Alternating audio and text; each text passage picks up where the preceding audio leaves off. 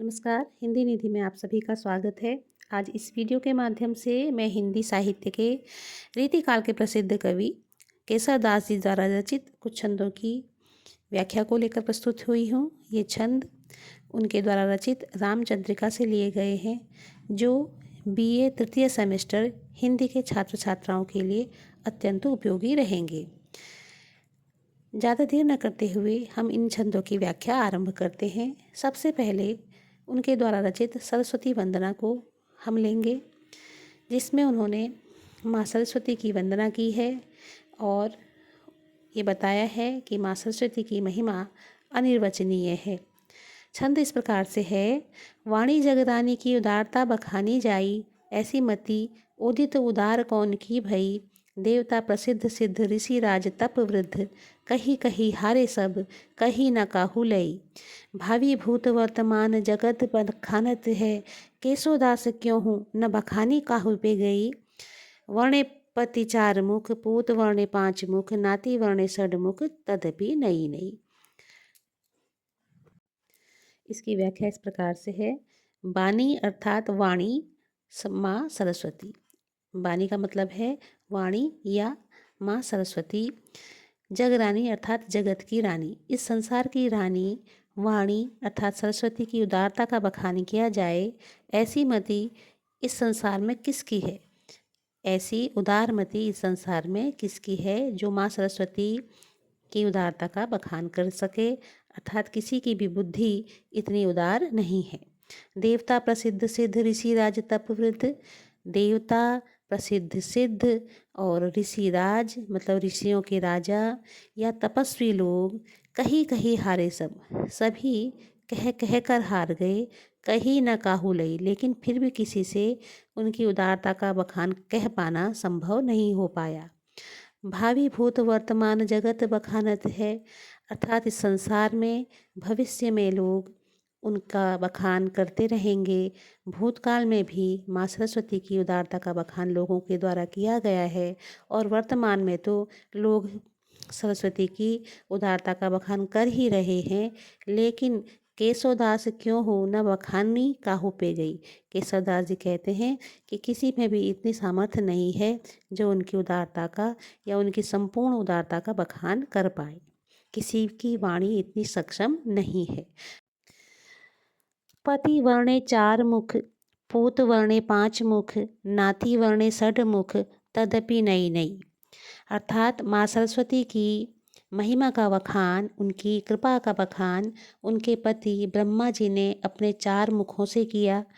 उसी प्रकार उनके पुत्र महादेव ने अपने पांच मुखों से माँ सरस्वती की उदारता का बखान किया और इसी प्रकार उनके नाती षडानंद ने अपने 6 मुखों से उनकी उदारता का बखान करने का प्रयास किया, लेकिन फिर भी उनकी उदारता नित्य नई नई बनी रहती है। तदपि नई नई अर्थात उनकी जो उदारता है वो नित्य नवीन बनी रहती है और उनकी उदारता शेष ही रह जाती है और कोई भी उनकी उदारता का बखान कर पाने में सक्षम नहीं हो पाए हैं। तो इस प्रकार यहाँ पर केशवदास जी ने माँ सरस्वती की वंदना की है। अगर हम इस छंद में विशेष देखें तो अलंकारों में कहीं कहीं नई नई में पुनरुक्ति प्रकाश अलंकार है तथा भावी भूत तथा कौन की में अनुप्रास अलंकार है। बानी जगरानी प्रसिद्ध सिद्ध में ध्वनि साम्य है और गुण की दृष्टि से देखें तो प्रसाद और माधुर्य गुण की छटा विद्यमान है और शब्द शक्ति की दृष्टि से अभिधा और लक्षणा शब्द शक्ति हमें यहाँ देखने को मिलती है। अब हम इसका दूसरा छंद देखेंगे। दूसरा छंद इस प्रकार से है। पुराण पुराण अरु पुरुष पुराण परिपूर्ण बतावे न बतावे और उक्ति को दर्शन देत जिन्हें दर्शन समुझे ना नेति नेति कहें वेद छाड़ी आन युक्ति को जानी यह केशोदास अनुदिन राम राम रटत रहत न डरत पुनरुक्ति को रूप देहि अनि माही गुण देहि गरि माही नाम देहि मही माही भक्ति देहि मुक्ति को। तो इस छंद में केशवदास जी ने भगवान राम की वंदना की है और यह छंद जो है दंडक छंद में लिखा गया है या मनहरण कवित्त भी इसे कहते हैं। इस छंद की व्याख्या इस प्रकार से है। पूरन पुराण अरु पुरुष पुराण। यहाँ पर पुराण शब्द 2 बार प्रयुक्त हुआ है। दोनों ही बार इसका अलग अलग अर्थ है। पूरन पुराण में इस शब्द का अर्थ है हमारे जो वेद पुराण होते हैं उससे संबंधित है, और पुरुष पुराण में पुराण से तात्पर्य प्राचीन से है।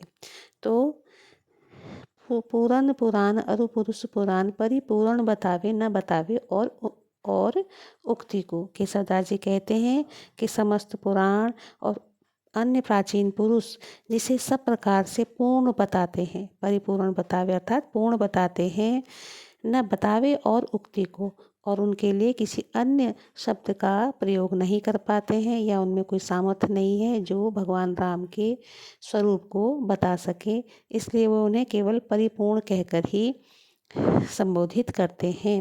दर्शन देत जिन्हें दर्शन समझे न, और जिन्हें दर्शन शास्त्र भी न समझ सके, अर्थात दर्शन शास्त्र भी जिनके स्वरूप का बखान न कर पाए, वे राम या ऐसे भगवान राम अपने भक्तों को सहज ही प्रत्यक्ष दर्शन दे देते हैं। नेति नेति कहे वेद छाड़ी आन युक्ति को, और वेद हमारे जो वेद हैं वे भी उनके स्वरूप का बखान करने में अपनी असमर्थता को प्रकट करते हुए न इति कहकर ही अपनी बात कह पाते हैं। जानी यह केशवदास अनुदिन राम राम रटत रहत न डरत पुनरुक्ति को। ऐसे भगवान श्री राम के स्वरूप को जानकर यह केशवदास अनुदिन अर्थात नित्य प्रति राम राम शब्द का उच्चारण करता रहता है, राम शब्द को रटता रहता है और न डरत पुनरुक्ति को, और ऐसा करने पर वह पुनरुक्ति के दोष से भी नहीं डरता है। अर्थात केशवदास जी अपने विषय में कहते हैं कि मैं नित्य प्रति राम नाम का उच्चारण करता रहता हूँ। फिर आगे वे कहते हैं, रूप देहि अणि माही गुण देहि गरि माही नाम देहि महिमा ही भक्ति देहि मुक्ति को।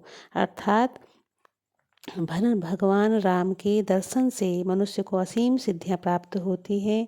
उनके रूप का स्मरण करने से अणिमा शक्ति की प्राप्ति होती है।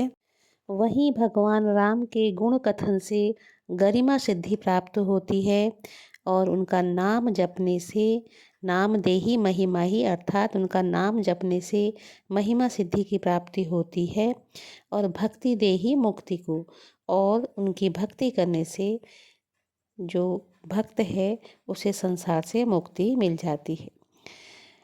तो इस प्रकार इस छंद में केशवदास जी ने भगवान राम की वंदना करते हुए उनकी महिमा का बखान किया है। विशेष की दृष्टि से इस छंद में पूरन पुराण पुरुष पुराण रहत रहत में अनुप्रास अलंकार है, दर्शन और दर्शन में यमक अलंकार है, राम राम में पुनरुक्ति प्रकाश अलंकार है। इसके अलावा अभिधा शब्द शक्ति है, प्रसाद गुण है और शांत रस विद्यमान है। तो इस प्रकार इन 2 छंदों की व्याख्या मेरे द्वारा प्रस्तुत की गई। मैं आशा करती हूँ कि हिंदी के विद्यार्थी इसका लाभ उठाएंगे। अगर आपको ये वीडियो पसंद आता है तो आप इसे लाइक शेयर और सब्सक्राइब भी कर सकते हैं। धन्यवाद।